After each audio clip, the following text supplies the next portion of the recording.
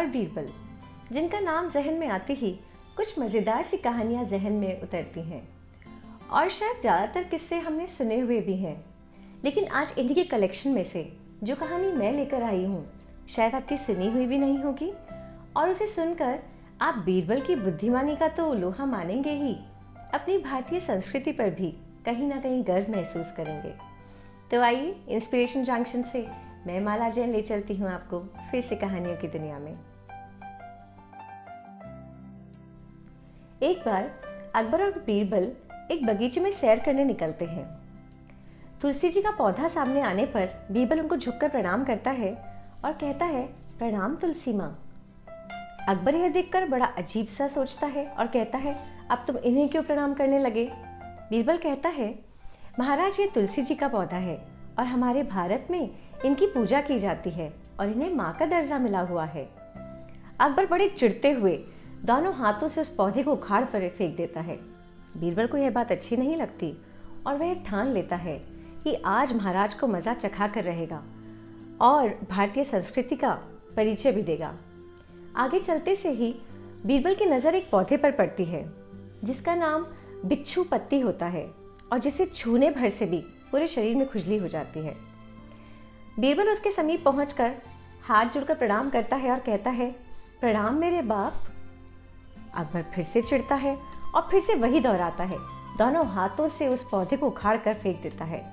बस अकबर के छूने भर की देर थी और उस पौधे के छूते से ही उसके पूरे शरीर में खुजली शुरू हो जाती है। अब वह पागलों के जैसे पूरे शरीर पे खुजली करने लगता है और चिल्ला चिल्लाकर बीरबल से कहता है, बीरबल कुछ करो, मेरे सारे शरीर में खुजली हो रही है। बीरबल अपने प्लान पे मुस्कुराता है और महाराज से कहता है, कर तो सकता हूँ, लेकिन उसमें भी मेरी माँ से ही मदद लेनी पड़ेगी और वह आपको ठीक नहीं लगेगा। अब बेचारा अकबर उसे कहता है कि तुम्हारी जो मर्जी हो करो, मुझे बताओ क्या करना है, लेकिन मेरी इस खुजली का कोई इलाज करो। बीरबल कहता है, ठीक है। वह उनको पास के ही एक गाय के बाड़े में ले जाता है और कहता है, महाराज यह हमारी गौ माता है, आप इनके सामने हाथ जोड़िए और इनसे कहिए, गौ माता मुझे इस खुजली की दवाई दो। बेचारा अकबर मरता क्या ना करता, गाय के सामने हाथ जोड़कर खड़ा होता है और कहता है, गौ माता मुझे इस खुजली की दवाई दो। गाय गोबर करती है और बीरबल उसके पूरे शरीर पे गोबर लगा देता है और सच में पल भर में गोबर लगाते ही अकबर की सारी खुजली गायब हो जाती है। अब खुजली का तो इलाज हो गया, लेकिन वो जो गड्ढा हो गया था उसका क्या करता? तो अकबर फिर से बीरबल से कहता है, बीरबल हम इस तरह से दरबार में तो नहीं जा सकते, सारे मंत्री क्या सोचेंगे? अब बारी बीरबल की थी। बीरबल को अपनी जीत निश्चित नजर आ रही थी। बीरबल अकबर से कहता है, जहां पना इलाज तो मेरे पास इस चीज का भी है, लेकिन फिर एक माँ से मदद लेनी पड़ेगी।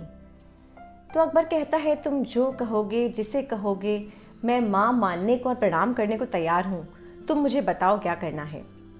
पास में ही गंगा नदी बह रही थी। बीरबल कहता है, जहाँ पना आप इसमें बोलिए, गंगा माता की जय, गंगा मैया की जय, और हर हर गंगे कह के इसमें डुबकी लगा कर आ जाइए, आपका सारा शरीर स्वच्छ और निर्मल हो जाएगा।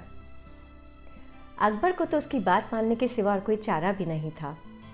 अकबर जाते हैं और हर हर गंगे कहकर गंगा में डुबकी लगाकर नहा के आते हैं। पास में से ही बीरबल कपड़े लेकर आता है और अकबर बादशाह फिर से तैयार हो जाते हैं और बीरबल से कहते हैं कि मान गए मेरे बाप, तुम्हें भी और तुम्हारी संस्कृति को भी। क्या कमाल का आइडिया निकाला है बीरबल ने अपनी संस्कृति का परिचय देने का। शायद किसी भी देश में जानवरों को या नदी को, पहाड़ को, पौधों को इतना रिस्पेक्ट नहीं दिया जाता होगा जितनी हमारी भारतीय संस्कृति में। ऐसा कहना तो गलत है कि बाकी संस्कृतियाँ हमसे कमतर है या उनकी चीज़ें फॉलो करने में कोई बुराई है। अच्छी चीज़ें तो हर जगह की फॉलो करनी चाहिए, लेकिन हाँ, अपनी संस्कृति को भुलाकर उनकी संस्कृति को पूरी तरह से फॉलो करना, ब्लाइंडली फॉलो करना गलत है। इसलिए अपनी संस्कृति को ज़िंदा रखना है तो हमें हमारी नेक्स्ट जनरेशन्स तक भी इस बात को पहुंचाना पड़ेगा, उन चीज़ों की इम्पोर्टेंस बतानी पड़ेगी कि हम उन्हें क्यों रिस्पेक्ट देते हैं उनके प्रति क्यों इतना ग्रेटफुल हैं, जो वो ये बात समझ सकें और उसे कैरी ऑन कर सकें। चलिए, जल्दी ही आपसे वापस मुलाकात होगी। तब तक अपने कल्चर से जुड़ी हुई कहानियाँ अगर आप जानते हैं तो अपने बच्चों को और अपने अपनों को ज़रूर से सुनाइए। वो एंजॉय भी करेंगे और उन्हें एक बहुत अच्छा इंट्रोडक्शन भी मिलेगा। चलिए, थैंक यू वेरी मच।